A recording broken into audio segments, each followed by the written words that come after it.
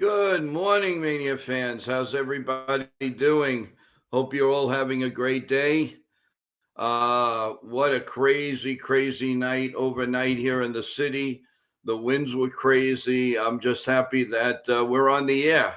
Thank God, thank goodness for that. It was tremendous. I hope everybody's safe and in the house. And with Columbus Day here today, I'm hoping that everybody is home and is safe and, looking for some radio content and all. I wanted to, first of all, I wanted to thank each and every one of you for being here for the for our roundtable talk last night. It went really well. We couldn't give away the big prize. They came close to the answers, but no cigar yet. So we'll do it again real soon. We did give away the $25, the $50 one, and also we gave an extra $25 one because there was the person had thought that they gave the answer in time. We checked it out. It was just missing. But in the meantime, we gave another chance and they won the $25 prize. So kudos to that. I want to get well wishes to Chef Nick. Chef Nick was supposed to be with us on the roundtable talk last night, but he was coming. He's been working 30, 40 hours a day, and he caught ill. He caught very faint-wise. I was very concerned. I made sure a couple of times that he reached home. I was speaking to him, and he is sleeping. So hurry up, get better, Chef Nick. We need you on the show. We want you on the show. So thank you. Good Petruzzi. Jake Boss, how are you? Bob Rizzo, how's it going? Ava, how are you? Teresa, how you doing? Jeff, how you doing? How was your weekend? I'm sure a lot of people are off today. So not going to make it too long, guys. I know it's a nice holiday. You should be, well, I don't know about being outside, but at least the weather calmed down for a change. Yeah, finally. And I think the worst is over, we hope. It was bad. I do know a couple of relatives did lose some electricity, but everything seems to be back in order. They, you know what? They make you panic. And then all of a sudden, thank God, if that's the case, then make us panic and it doesn't happen.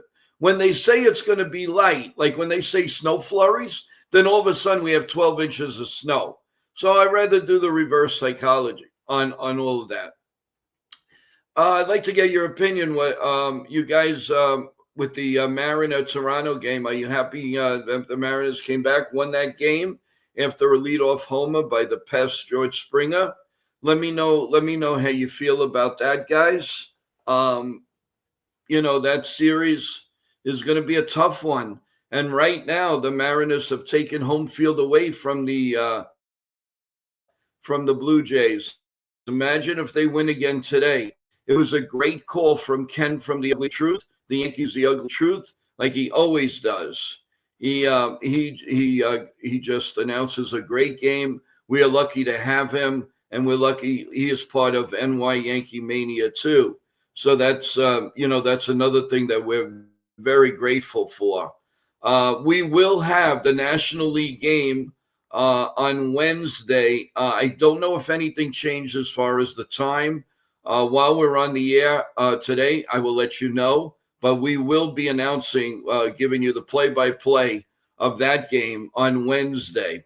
Also, I just put out a short about our exciting wrestling news here on the channel. Starting Friday night, 10 p.m., or right after SmackDown Live goes off the air, well, come here, and we're going to be, and TJ from Total Turnbuckle Talk, our other channel, will be on live each and every Friday night to go over SmackDown, Raw, all kinds of events leading up to it. But the most exciting news leading up is that Survivor Series in November, right after Thanksgiving, TJ and I will be doing it live, play by play, all the action. That exciting and for it to happen. And with the name it is, and of course the playoff run, the general managers meeting in baseball, the owners meeting, free agency, all the winter meetings, coverage, nail and nail and nail and nail. Stay right here, everyone.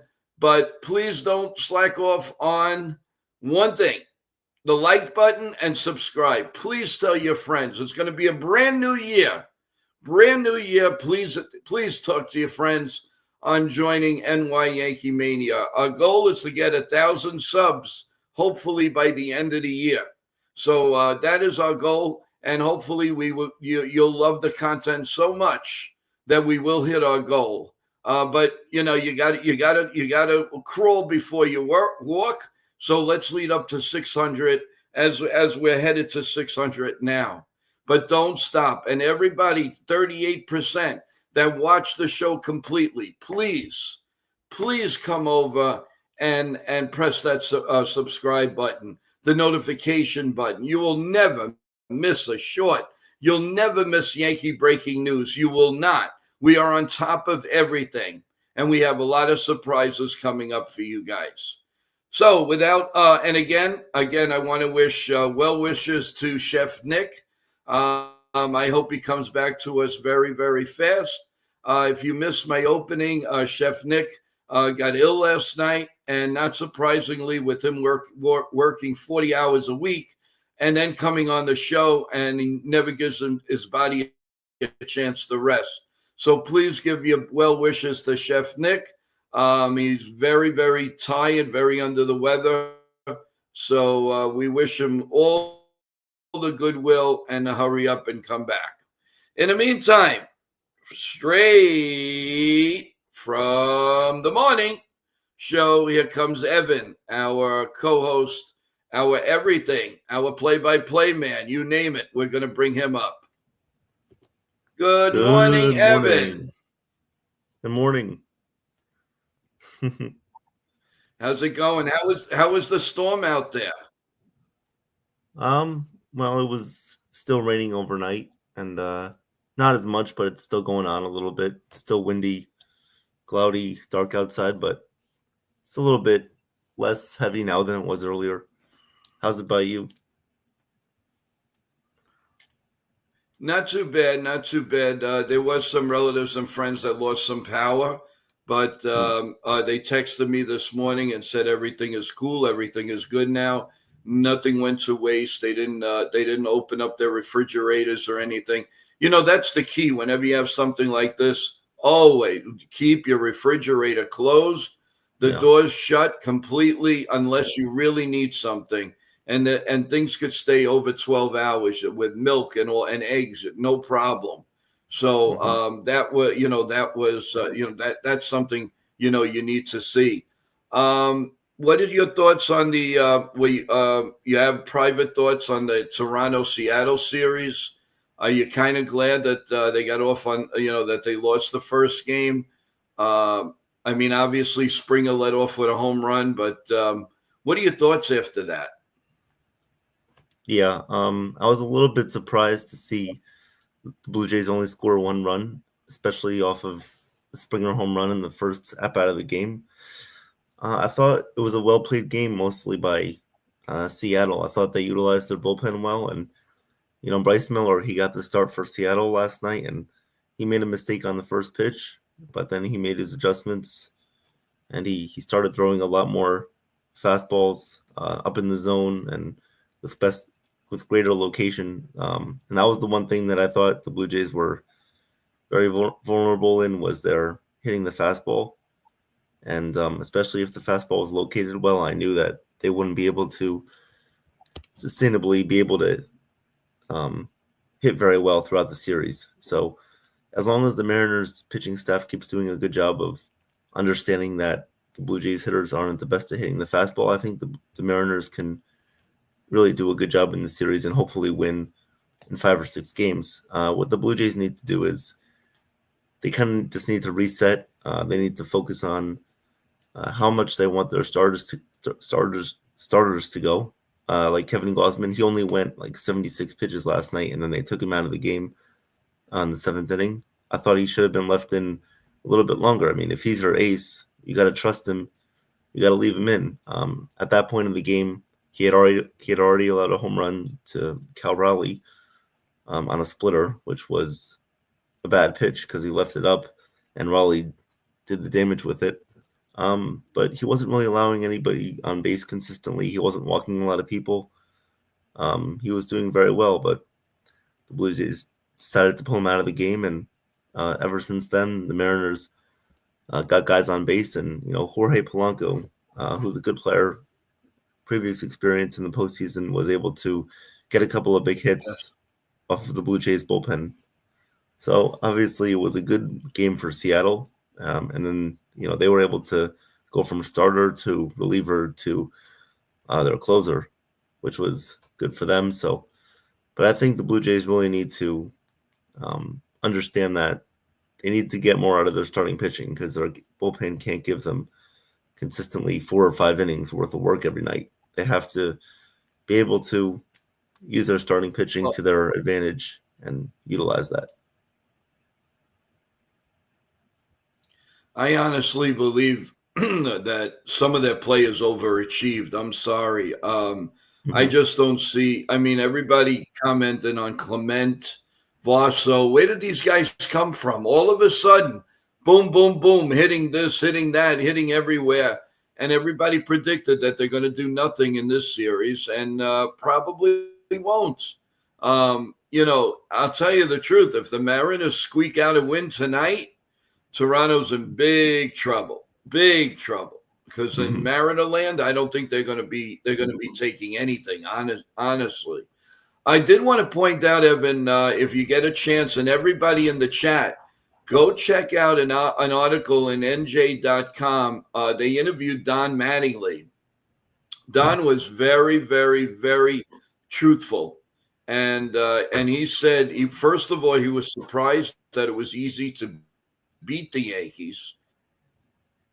He says the narrative basically is that they live and die on power. He says, I don't know if that's the right antidote, but that's what they live to do. He said the one constant, he says, I could tell Yankee fans, every year they're going to be competitive. No question in my mind.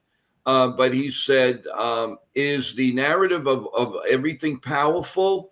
He's not sure of. I don't think he prescribes to that, but you need to see the article. It was very honest coming from the other side. And it clearly states that he's still a Yankee at heart. And I think it's a great article. And, he would obviously he's not going to turn around and say he wants the Yankees to win the division, working with the Toronto Blue Jays. But if you read between the lines, and you can read these articles, it's basically what he's saying. He's still really a big Yankee at heart. And I don't understand why he's not in the Yankee family. It doesn't make any sense to me. The only thing I can think of was I joked around about 3-4 years ago, and I said, my God, every time Don Mattingly's around, the Yankees never win. And I'm sorry I said that, because since I've said that, we haven't seen Mattingly in a Yankee uniform since then. So I take that back, the Lords of the God. Please bring him back to us. He does not belong with the Blue Jays. He's a Yankee, true and true. All right, let's take a couple fast ones with Jake Boss. Good morning, Jake. How you doing, man? I'm excited to see the Yanks do the offseason. Think they will be a 1 or 2 power moves, then a handful of good moves, but not headline moves. Well, I think Murakami would be a headline move if that happens. Again, NJ.com had a big article on Murakami, and they're saying that more than likely he's still going to go to the Dodgers. They never mentioned the Yankees once. They mentioned the Red Sox. They mentioned the Mets, but they never mentioned the Yankees. Maybe that's a good thing. But Jake, I agree with you. And pretty soon we're going to have another show here at night, dissecting the minor leagues of the Yankees, what's available, who they're going to have to protect. And if they don't, they're opening up themselves to blah, blah, blah, blah, blah. So that's going to come soon, guys, very soon. We will let you know when that happens. So thank you, Jake, and thank you for coming to the show. We really appreciate you. Michael, good morning. The winner, one of the winners. It bothers me that the Mariner pitchers handled the Jays lineup last night when the Yankee pitchers had no clue. Yes, yeah, I agree with you.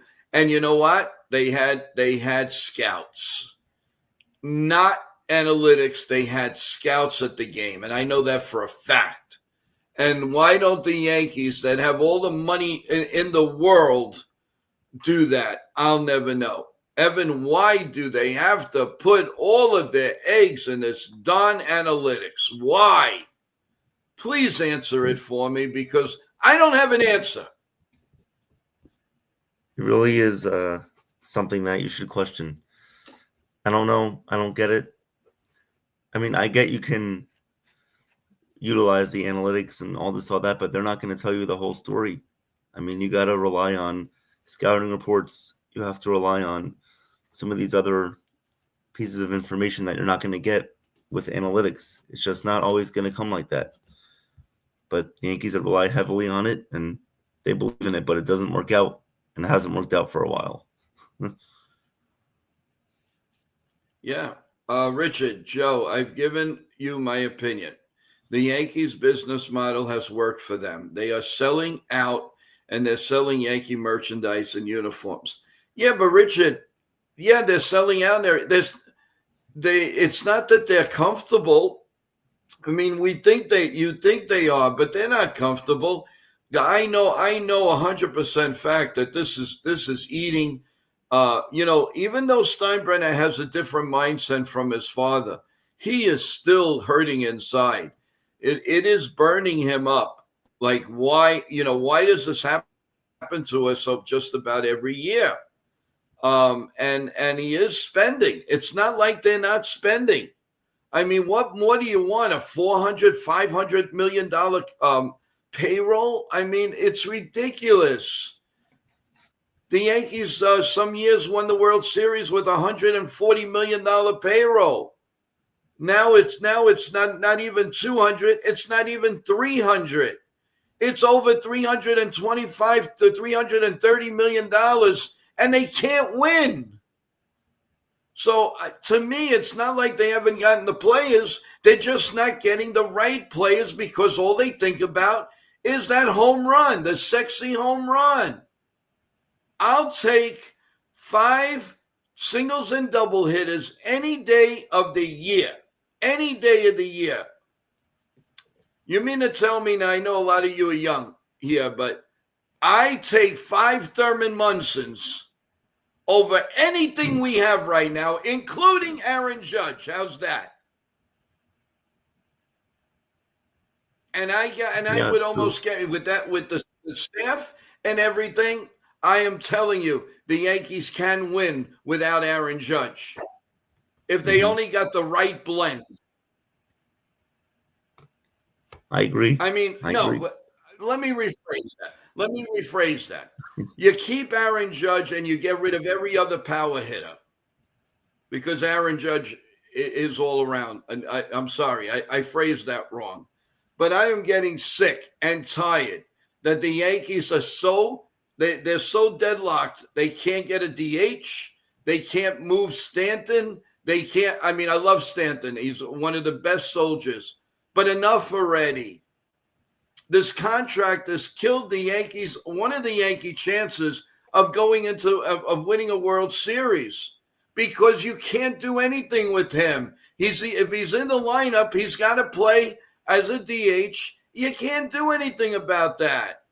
If one of our outfielders can't throw, but they can DH, they can't.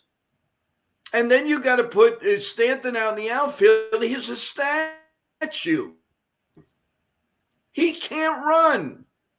I'm so sick of it. It's a shame because of the fact that Stanton is a great soldier. He's a great guy. He's a stand-up guy. But how many years are we gonna? It's not about being good. It's what have you done lately? And this year, unfortunately, the Yankees got caught. The other years Aaron Judge wasn't hurt, but Aaron Judge had to come out of the lineup. He wasn't 100% in right field. He was good, but he wasn't 100% out there. And you can't do much because Stanton is slower than molasses. It's ridiculous. He can't run at all. If it's not a home run, even something up the gap, there's a possibility he can only stay on second base. It's crazy. Let's go back to another Richard point. How many Stanton uniforms are sold? How many people buy seats to see those home runs? You think they care about the fans? I think you're mistaken. How many Judge uniforms do they sell?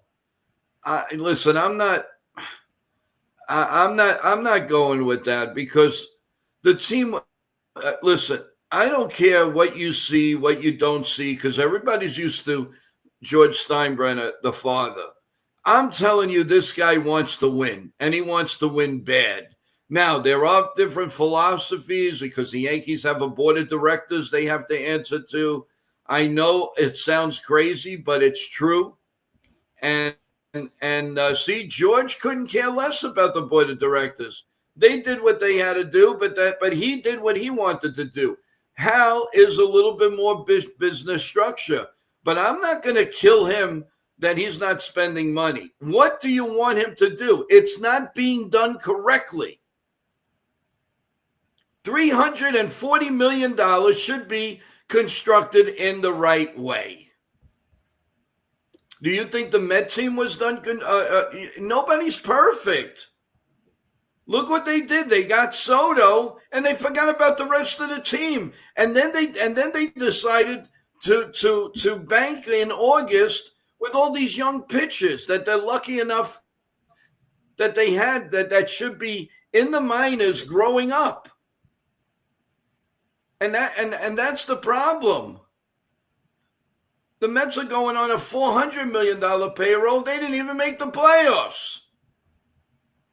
So I am not respectfully going to disagree, because if you give me $350 million, I'll put together a team that I feel will win a World Series. I don't need 1,000 guys hitting the ball. I don't need 40-40 all the time. How many do you need? You have Judge. You have Chisholm.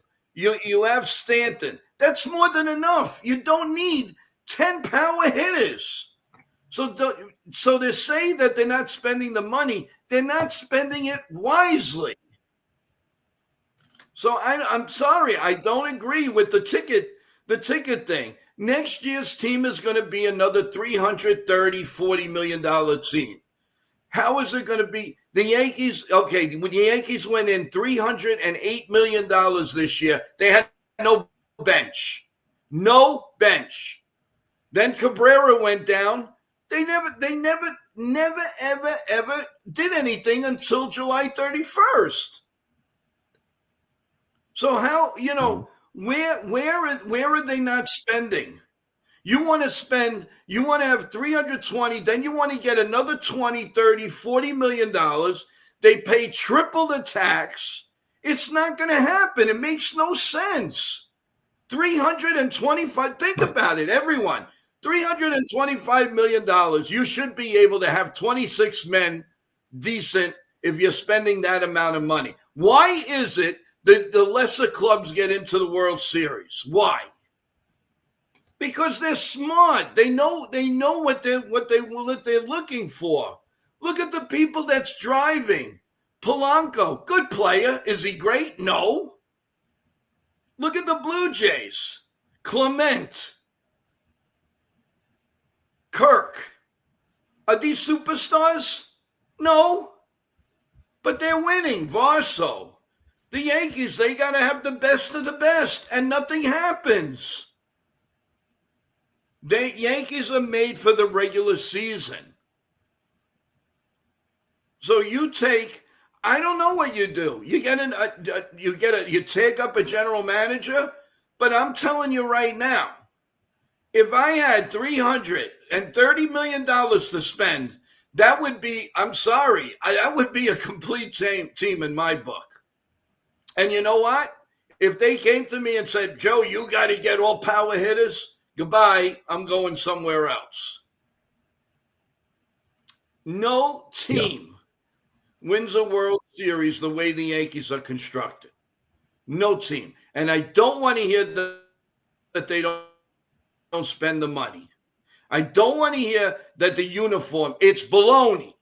And anybody will tell you.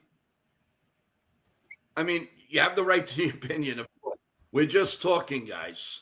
I really value each and everybody's opinion. I'm giving you my strong opinion. And my strong opinion is there's no reason that the Yankees shouldn't be on top or they should be in this playoff series. They were constructed ridiculously wrong. And they waited till July 31st to fix everything, and you don't fix it in a month. That's why you start in February. Why can't they do this when players are available? No, they wait and they wait and they wait and they wait. This is what you get. You don't learn. You don't learn. All right, let's go to Celia. Good morning. I feel like a lot of hitters can be a contact hitters. I think the problem with this team is plate discipline and two-strike approaches. Good observation. These guys have no clue what they're doing. Evan, you want to chime in on that? Oh yeah, no, Celia, I completely agree with you.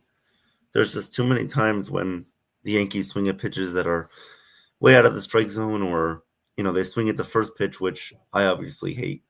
It's not the right thing to do. It's not the right approach, and it seems like their analytics, take over everything that they do.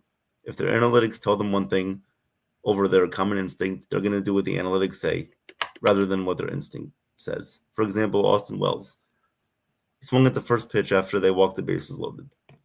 I mean, where else? What other team is doing that? No other team would swing at the first pitch in that situation.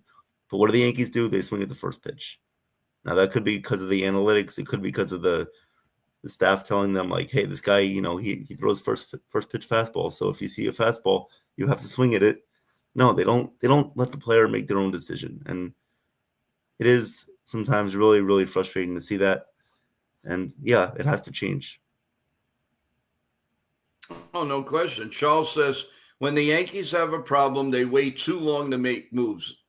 1,000,000%. Bingo! That's what you got to hear. And Richard has a very nice comment for me. Joe, it's so sad you know why you are 100% right, but you're not running this team, and that's the problem. They don't think like guys like you who know what they're talking about. Well, thank you, Richard. I really appreciate that comment. And I'm telling you, if you sit down and you construct a team like they should, we should be winning or close to every year. I'm sorry, but every year there's an excuse. No left fielder, no first baseman. No, the starting pitching is thin. The relief pitching's thin. They have no right-handed hitting catcher. Anthony Volpe, they throw out there in a slump of all slumps. Chaz Chisholm, the same thing. And then he got hot and he got hurt. They addressed third base July 31st. It was ridiculous. They knew all winter they knew they were going to bring Chaz Chisholm to second base. Why in February, in January, okay? Why do you have to wait till July 31st to make a move? And please don't tell me nobody was available, because that's hogwash. That's hogwash. And then they had players down there they could have brought up. They don't, everybody thinks Runfeld in AAA. Why don't they bring him up? Why don't they bring him up? They needed right-handed hitting, and they didn't bring him up. All right, maybe he's a lefty. Right now, I'm not 100% sure. But bottom line is, they wait. That's one big problem. See, the Yankees don't wait to do all ads and stuff. They're always ahead in New York City from everybody. But when it comes to player personnel, they are bad. They are bad. They wait too darn long. And not to mention in 24, they never addressed left field after Verdugo, who did nothing. He did absolutely nothing. He was a doubles machine with the Red Sox. The Red Sox couldn't wait to get rid of him because they felt he was a head case. But he was a good soldier here with Garrett Cole and Aaron Judge. They put him in place. The problem is he couldn't hit. How many times did he come up? Pop up, pop up, pop up, pop up. Ground ball second, pop up. That's all he did. All right, let's go back, Evan, to Celia. Murakami isn't going to help this issues. We don't need more K machines and home run hitters. We need singles and double hitters. Yes, I agree with you 110%. And that's why I make Grissom walk. And the more I think about it, I'm not too keen on if they give a Bellinger a friendly contract, fine. But if you're going to give this guy more than $30 million a year, I'm sorry. Move on. Trust me. He's a disaster waiting to happen in a year or two. There is something about, I love him. I really do. I think he's really good right now. The problem with him, he has one good year, one bad year, one good year, one decent year, one good year, you can't have that. Not when you're going to a contract that's going to be about $30 million a year. So I'm not hipped on that at all. The same thing, we got to see what Spencer Jones does. You got to see what Dominguez does. What they've done to that guy is ridiculous. Absolutely ridiculous. Sitting this 22-year-old switch hitter on the bench. How is he going to learn if you don't put him in there? You went crazy with Volpe. And where did that get you? I mean, there's just things that you think in your head, and you really could lose your mind. You really can. Mm-hmm. It's over. Let's see what he has to say. If that comes up. Let's go. There we are.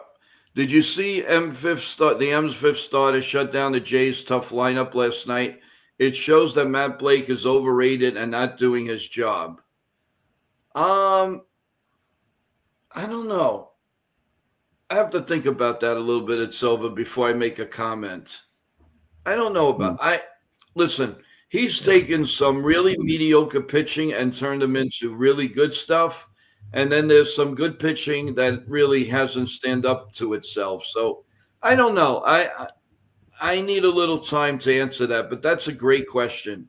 And a good observation. It really is. Mr. Met, what do we have here? What do you got?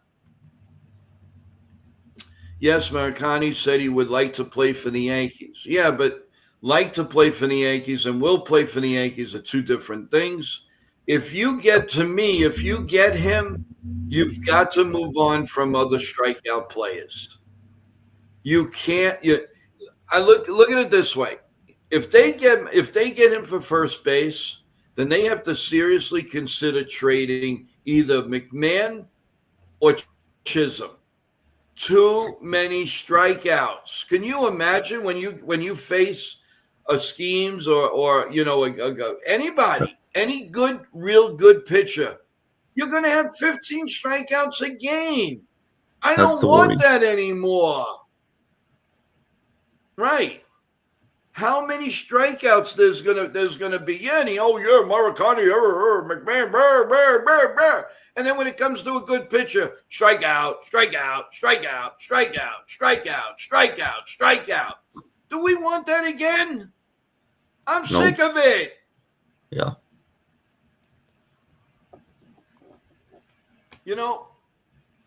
I would love to do a show. I would love to do a show where we really are the GM. And let's get and let's dissect what would be. I mean, I'm talking really solid 26-man staff, and we're going to do that. But I want everybody to think about it, and I want the family chat to get involved. I want to put together a 26-man staff that you guys will think but not ridiculous. Think with your head, and I want everybody to bring that to the table and either come up with us or put it in the chat. We got to construct a 26-man team. And I want to see what kind of a general manager you can be. And let's go from there, because I am sick.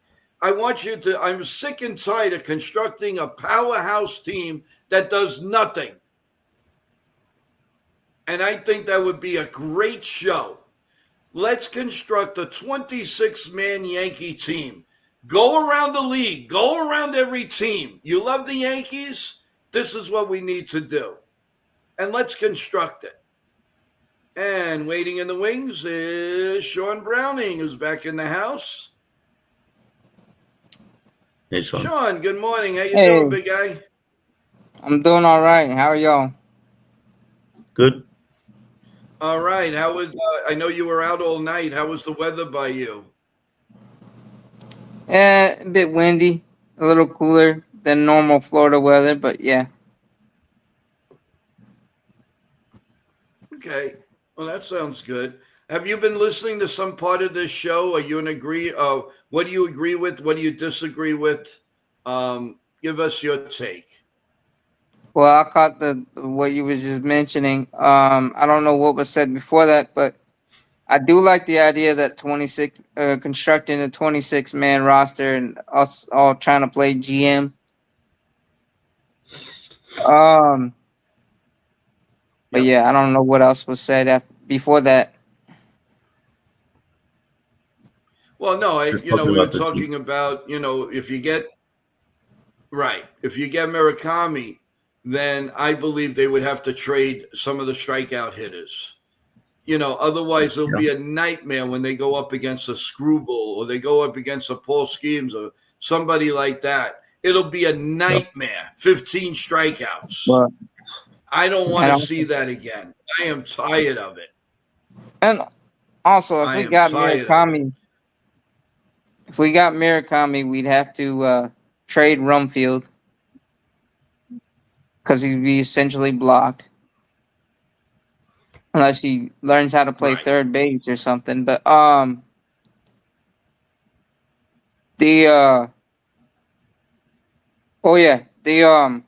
Murakami, I mean, I hear he struggle a lot. But what we need more is more contact bats, low strikeout rate, low K rate, whatever you want to call the terminology. We need pesky hitters in our lineup. We got enough power from Judge, Stanton, and if we get Bellinger back. But Judge and Bellinger, I mean, Jazz and some of these guys getting 30 or 20 home runs, whatever, that's all fun and dandy.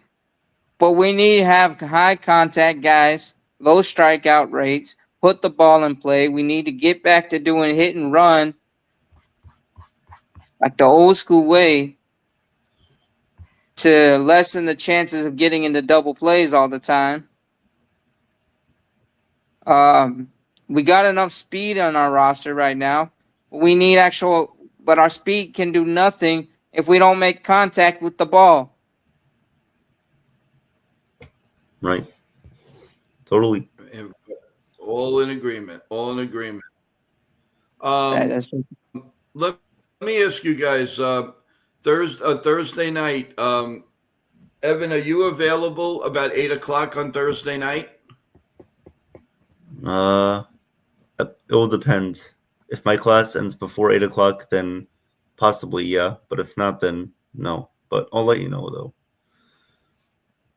Okay. It's a wait and Sean, see. are you available 8 o'clock on Thursday night? No, I'll be at work by then, but I'm off these next few days. Okay. Okay. So then, what about Friday night? Is Friday night better Yeah, Friday night would be better. at 8 o'clock? Yep. Okay. And Evan, how about you? Yeah, that'll be good. Okay. So what I'm going to do, folks, is this. We're going to have the wrestling show at 10 p.m. So at 8 p.m., we're going to have our show to construct this Yankee team. That's how important it is to us. So we're going to have a round table. We're going to have a nice talk. And everybody in the chat, put your 26-man roster. And I'm serious. Put it together. I want to see who's a really good GM here. You know, we're all good to say, oh, we should have got this one. Let's put it to use now. A unique show. Let's put the whole Yankee caboodle together. We want the infield, the outfield. We want the pitching. We want relief pitching, and we want the bench. Very, very important, the bench. And let's do it together. I think it'll make for a great show. I think it'll be a lot of fun. And let's see. And I'll tell you what. The best one that comes up with it will win $25. How's that? Gives you a little bit more incentive. From me to you. You put together a 26-man roster, and if all of that, somebody will come out with a $25 prize. That is my thing to you guys. Put that together for Friday night at 8 p.m. and we'll go over it. And then the panel will turn around and see which is the best 26-man roster. And there will be a winner somehow, some way, somehow. And again, you got to have Venmo and of course Zelle. One or the other, and we do this. So that gives you incentive. It's a unique show, and I think it'll be a lot of fun. So the invites of the show will be of course Chef Nick. If Ken from The Ugly Truth isn't calling a game at the time, he would come on. So we have Sean, we have Evan, Chef Nick. Try to get George on here too. We'll try to get Johnny Salami, and we'll put something together. And I think it'll be a lot of fun, guys. Yeah, no, forget about right now trading vote. What you're gonna come back to us, and I want you to tell us who's your outfield. You don't have to do it now. Nothing's gonna happen now. But let's construct it. Let's have a lot of fun. You play GM. Celia be the GM. Katie be the GM. Lou be the Charles, Mr. Met. It doesn't matter who. Real Bill, Bill O. I don't care. Everybody shine in. And I think it's going to be a great. I'm going to put a short out to remind everyone. Friday night, 8 o'clock. Your 26-man New York Yankee team for 26. Let's do it. I think it'll be a lot of fun. How do you guys feel about it? You think that's a unique, fun show? Don't answer it's a all good at idea. once now. No, I think I think Okay. it's a good idea. Just have to make it like a little bit, organized with everybody putting it in the chat.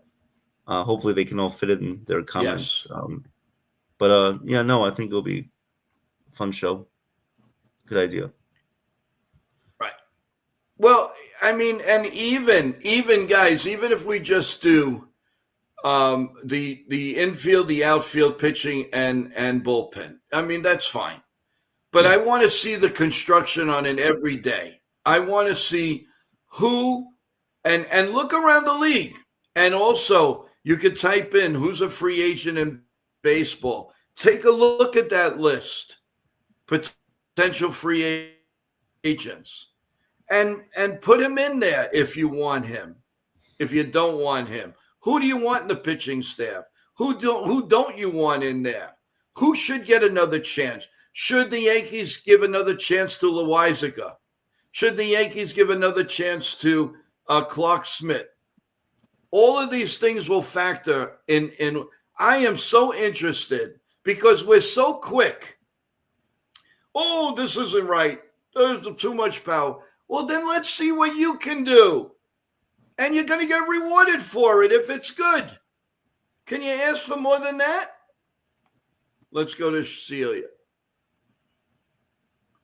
That's another point I would agree that the Yankees, as it stands, are looking up to the Blue Jays and Red Sox. You would expect Cashman to get creative, to try to compete, but it doesn't seem that way. Okay.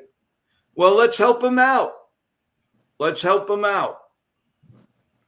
Somebody's going to come up with a construction that the Yankees are going to steamroll to that World Series. Let's do this.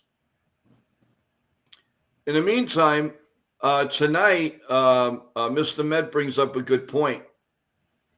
Tonight's Dodgers and Milwaukee series. What are you guys looking for that? Let's touch a little base on that. What do you guys think about that? Sean, go first, and then Evan, you shine in. Go ahead.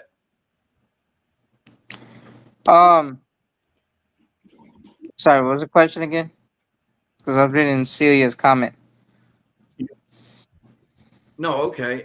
The Dodgers and Milwaukee series. Who are you rooting for, and what do you think's going to happen in your heart? Milwaukee in 7.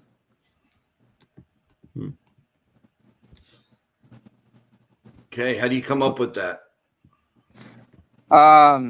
They've been playing so hot, and as a full, well-rounded team over last stretch. All season and in the playoffs. They're a feisty team. They got good pitching. The bullpen's pretty strong. But yeah, they got a lot of pesky hitters, and the Dodgers have holes in their pitching. I mean, Ohtani doesn't give you he probably give you about 5 innings, whatever. But, the Dodgers rely on their lineup to get a lot of runs, Snell's, any day he can be off. And Yamamoto and Saki, they're forkball pitchers. So when hitters lay off of it, they're gonna be. And then Milwaukee had success against the Dodgers. They beat them in the season series. So that's just my gut feeling, and I would just like to see a team like Milwaukee have their first shot at the World Series title. Yep, excellent points. Excellent points. Yep. Yeah, go ahead, Evan, shine in. Yeah, I'm really, really looking forward to this series. I know the Brewers haven't had the best playoff history against the Dodgers, but honestly, I think it's a different year. The Brewers are going to come hard. They're going to come strong. And I really do think that they can knock off the Dodgers here. My prediction is, I don't want to do this, but Dodgers in 7. I think this could change instantly because I think the Brewers can be very creative with the way that they use their pitchers that come out of the bullpen. Like Jacob Mizorowski, he comes out of the bullpen, he throws over 100 miles an hour. I think that's a really useful asset for the Brewers to have. The Dodgers have Sasaki coming out of their bullpen. As long as the Dodgers have Yamamoto and Blake Snell do well for them, I think those are the games that the Dodgers can win. But with the Brewers, they put up tough at bats. They foul off pitches. They don't go down easily, and they have a complete lineup now. I think Pat Murphy, their manager, was saying how Andrew Vaughn has completely kind of completed this lineup together in a way where, and you're like, well, it's just Andrew Vaughn. He was a guy that was on the White Sox. He's not a superstar. Well, that's the point. You don't always need superstars. This is the thing that the Yankees should learn is you just need guys who do their job and play their role. You don't need superstars all the time. Yeah. But no, I mean, Andrew Vaughn did damage with the White Sox. Yeah. He's probably one of their most fearsome hitters. They have Christian Yelich. They have William Contreras. But they have guys that know their role. And I really think this could be a very fun series. Makes sense. I like the thinking here. Also in the chat, we're seeing Charles is saying what we've all heard, that Pete Alonso wants 7 years. Do you think a club will go 7 years for Pete Alonso, guys? Absolutely not. Somewhere over the rainbow. Don't quit your day job. No, just kidding. I know, right? Just kidding. Oh boy, no. Why don't you think he's worth us? Okay. Why? No, there's just. You got to back it up. He's just a one-dimensional slugger. He's not. He's too inconsistent with his home runs or strikeouts. He might get a double or a single here and there, but he does not try to hit for high average. And yeah, he goes on quiet stretches, long stretches, where you don't hear nothing about him. I mean, he's a great player. He was the face of the Mets, but the last few years, he hit 52 his rookie year, 53 his rookie year. But he's just been home run or nothing his whole career.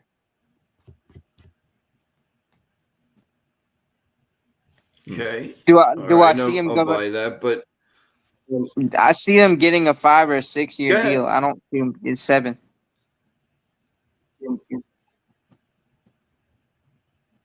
Well, maybe that 7th year will be in it. Like a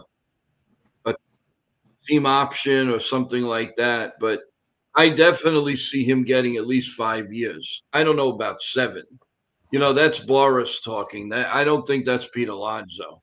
No. That's Boris, going for the moon and, striking up whatever. But I just don't see it. 5 years, yeah, I could definitely see 5 years. But I can't see I can't see anything else. 7 years is a bit much in my opinion. 7 years. Yeah, so, how many years? No, go ahead. I was gonna say, ask Mr. Met his opinion of Pete Alonso. Mr. Met, what do you think of Pete Alonso? Do you think? Well, he's saying, yeah, Pete Alonso he's looking for it. How many years? Well, first of all, do you want him? I agree. Pete goes into long, cold stretches. Well, I was talking with somebody in the media yesterday, and I had said this. I said if the Mets were smart for next year, I think Vientos is going to come back with a big year. I really do. He had the sophomore jinx going on, and I think the number 2 hitter should be Vientos. So you should go Lindor, Vientos, and then Soto. And the reasoning is because if you're pitching to Lindor, then you got to pitch to Vientos, then you got to pitch to Soto. You don't want Vientos down more. If you put him second, watch his numbers fly. You have to pitch to him because you don't want to pitch to Soto. So look at that top 3. And then whoever, if it's Alonso, then he's number 4. But how can you say no to that? I think they used me, but when they saw he wasn't hitting, if they would have put him, don't put Soto second, put Soto third. Because then you go lefty, righty, and I think the Mets would have been a lot more comfortable. Vientos is going to, first of all, if they trade him, they're crazy. Next of all, I really truly believe that if he bats second, that Met lineup from 1 to 4 at least is going to be a killer. It's going to be a killer. We can take him. I just don't see that. Viento's going to get fastballs right down the middle. He's going to crush them. They had leeway. I'm sorry. Go ahead. No, I was just saying if they want to trade him, we'll take him. You're darn right. I'd take him. That sophomore year is just like yucky. It's just a sophomore jinx. But I'm telling you guys and everybody in the chat, anybody knows anything about the Met team, Vientos would be an incredible second hitter. His numbers will jump so much. He's got no excuse not to be a superstar or a really good all-star because it only stands to reason. Who are you going to pitch to? When Lindor's hot, he's ridiculous. When Soto's hot, he's ridiculous. You got to pitch to Vientos, and he's going to smack the ball. And these are things I don't understand how people don't see it. Yeah, I don't care where he plays. He could play first base, third base, whatever. But him in that lineup, oh my God, 1 through 4 is a nightmare for pitchers. Nightmare. It makes perfect sense.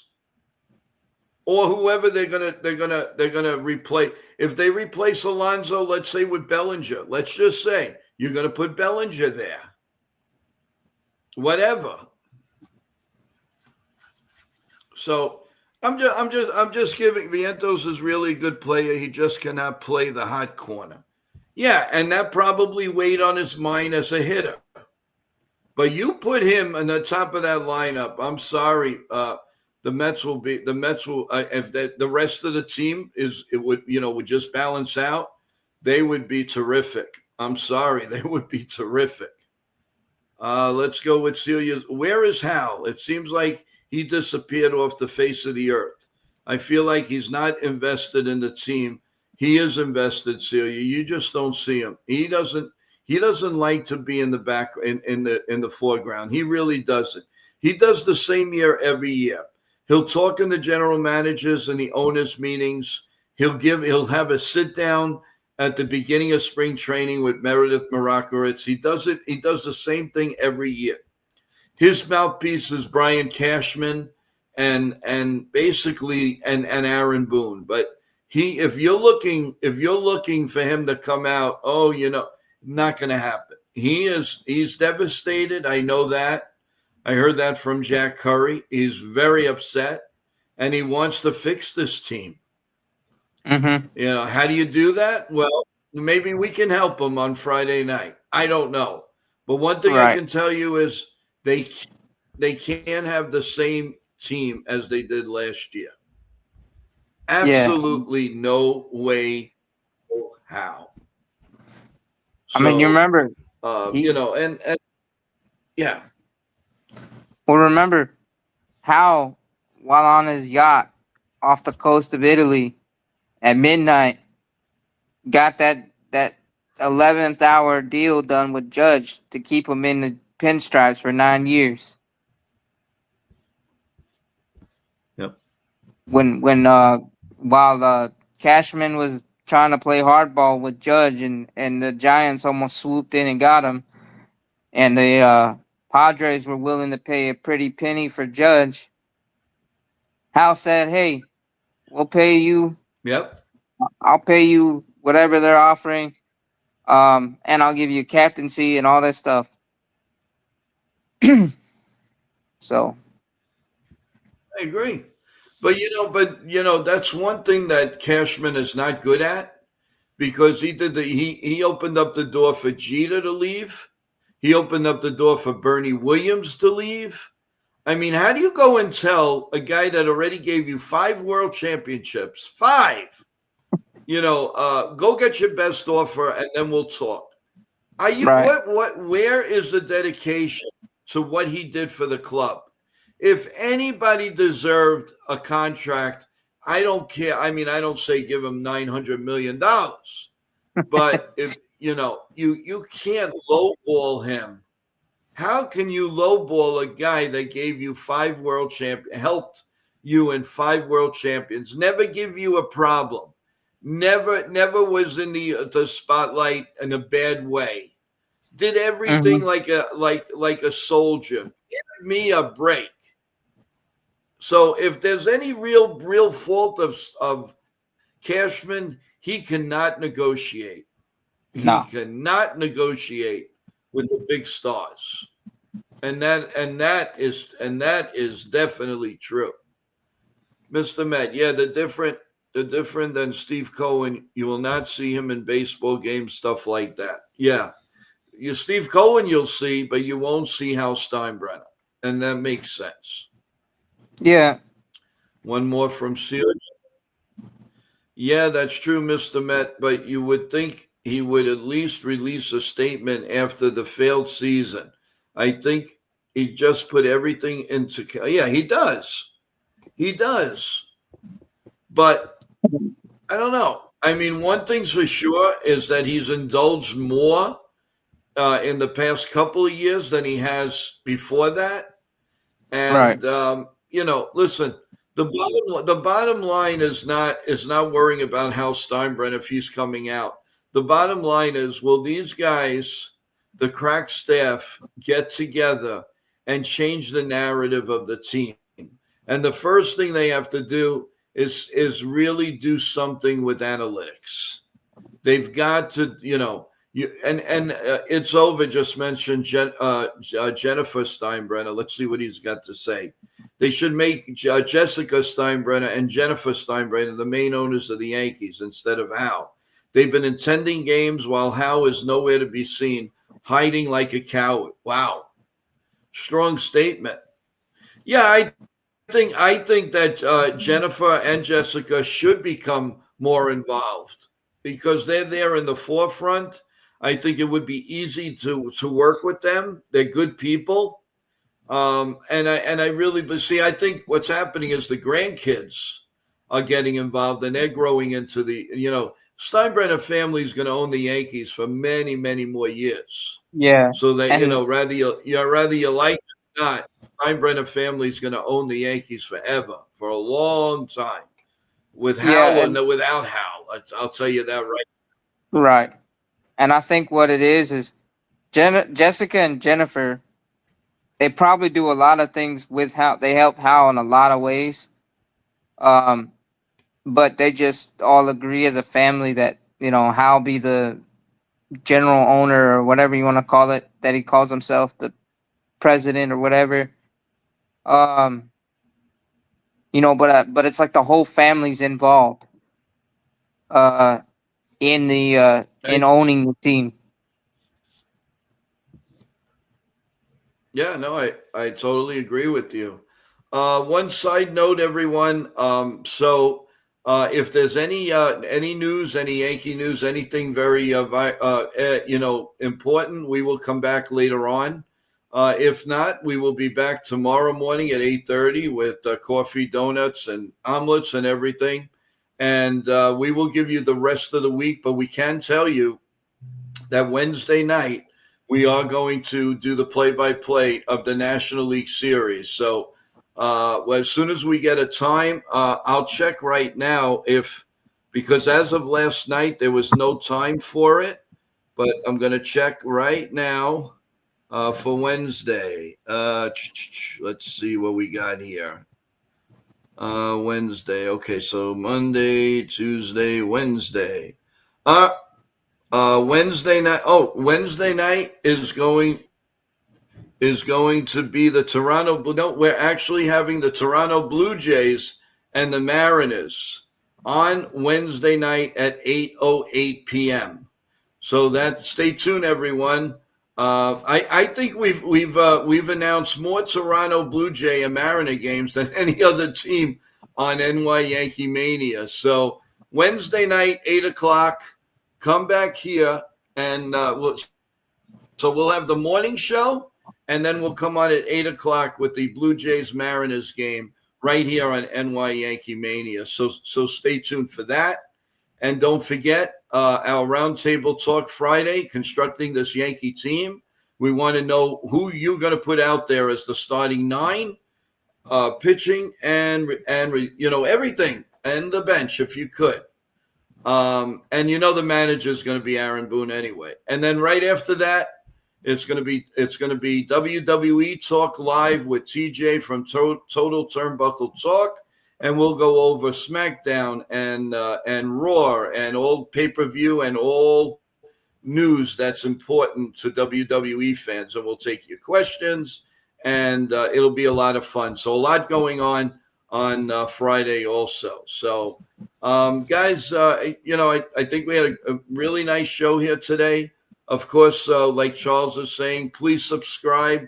If you're in here new, please subscribe to the channel on your way out and press the like button. It's really, really important to us and to the content. And this week also, we will get Nitin back, which he's coming back from his South Africa trip. So we miss him. I believe tonight is Jobber in the Mouth. We'll be on around 7:30 or so. Take a look at that. And of course, Ken from The Ugly Truth will be doing the play-by-play tonight. So there's a lot going on. I will keep in touch with shorts or anything. Any big Yankee news, whatever it is, I don't care if they got rid of coaches, we'll be back live with you. So, guys, some final thoughts. Sean, you want to go first? Go ahead.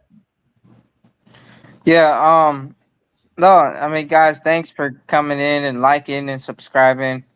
And if you haven't subscribed and liked, come along with us on this journey. And while we go through this whole turbulent off season, just be patient. And because we don't all know what's going on behind the scenes, in Yankee land, but you know what? We're all excited for what changes are going to happen. But keep on trusting us. Coming here. Keep on trucking. Yeah, we're not gonna lead you with a bunch of smoke. We're gonna tell you the facts. We're gonna tell you the truth. We're gonna tell you our thoughts. Yeah. Thank you. I really appreciate that, Sean. Thank you, and I hope you have a wonderful day.